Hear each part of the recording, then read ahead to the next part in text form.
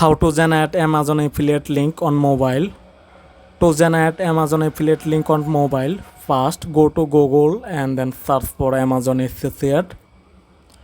After that, go to the first link. Now make sure you are signed into Amazon Associate account. So I have already logged. So after make sure you are logged in, then go to amazon.com. Now search for a specific product, like I'm gonna choose the watch. Now to generate this product affiliate link, first make sure your browser is desktop mode. To make it desktop version, on the top right corner click on three dot icon. After that, on the bottom you can see desktop site, just click on that. After that, on the top you can see a get link option, just click on that, and then you can see a link is generated.